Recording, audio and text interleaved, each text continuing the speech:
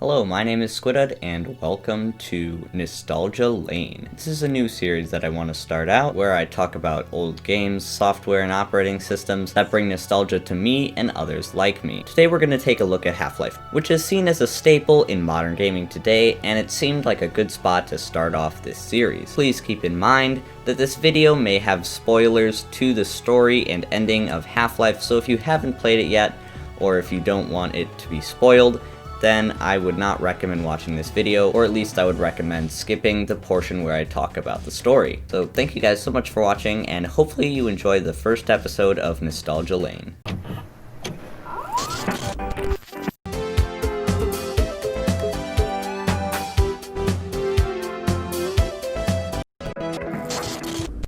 So if you don't know what Half-Life is, it's basically a story-based shooter and puzzle game set in a sci-fi world in the near future. Before I go too far in depth though, I would like to talk about the history and development of the game. So going back to the beginning, the game company Valve was founded back in 1996 by Mike Harrington and Gabe Newell, which were ex-Microsoft employees. Half-Life was the first game that the newly founded company released, and when developing it, they wanted to make it a horror and FPS game inspired by titles like Quake and Doom. When in development, the game went under the name Quiver, but was later changed to Half-Life. It was actually first displayed at E3 1997.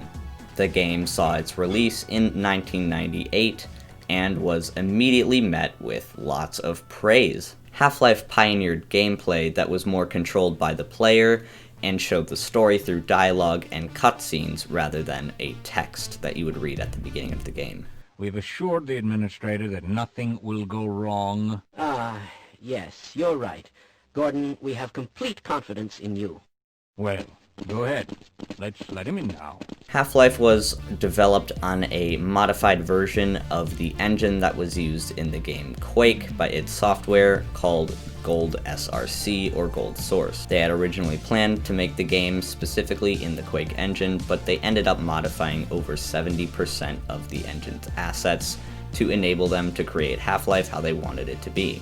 And something that was quite interesting at the time is that it didn't feature linear levels, but was more loosely surrounding a story which had chapters, so the different sections of the game were less focused on the task and goal, but more of the different parts of the story. Developers wanted to immerse the players into the game's world more than the counterparts available at the time, and they wanted to make it a shooter game that was more than a shooting range with simple targets and enemies. So I'm now going to talk about the story of the game, so if you don't want spoilers, then skip ahead to the next part. Looking at it now, the story is rather simple. You play as Gordon Friedman, who is a scientist at the Black Mesa Science Facility. At the beginning of the game, there is a failed science experiment that makes an alien portal to the planet Zen. This causes some hostile aliens to come out and begin taking over the facility, so the main goal of the game is to basically escape that facility without dying. As you go along, you'll encounter different types of enemies and weapons along the way, and you slowly unravel what exactly is happening. And that would be that the portal that allowed the creatures to go into Earth is actually being kept open from the other side by an alien entity. In the end though, of course, you defeat the entity that is keeping the portal open, and Earth is then safe from these monsters. Although in a rather confusing twist, after defeating the entity, Gordon is confronted by a mysterious person known as the G-Man and given a strange employment opportunity which really isn't specific but holds lots of mystery, which would lead into the second game. Gordon Freeman in the flesh. I have recommended your services to my employers. I know that was quite simplified, and if you play the game you know there's a lot more to it, but I wanted to make a simple overview that many people would understand. As mentioned earlier, the game was highly praised and won several awards, including the Computer Game of the Year and the Computer Action Game of the Year, but it was also nominated for several other awards that it didn't end up winning.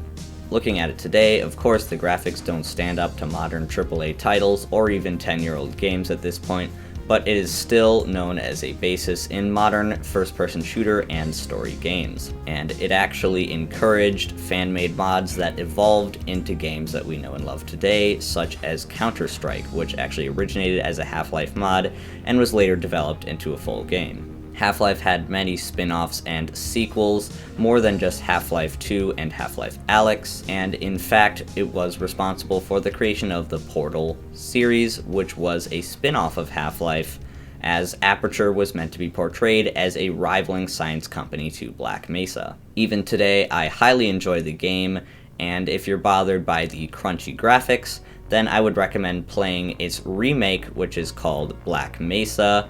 It's essentially the same game with slight alterations, but if you can tolerate the graphics, then I definitely recommend the original as well. Take me with you.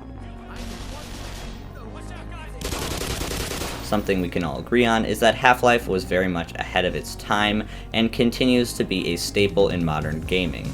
Needless to say, Half-Life will always be remembered.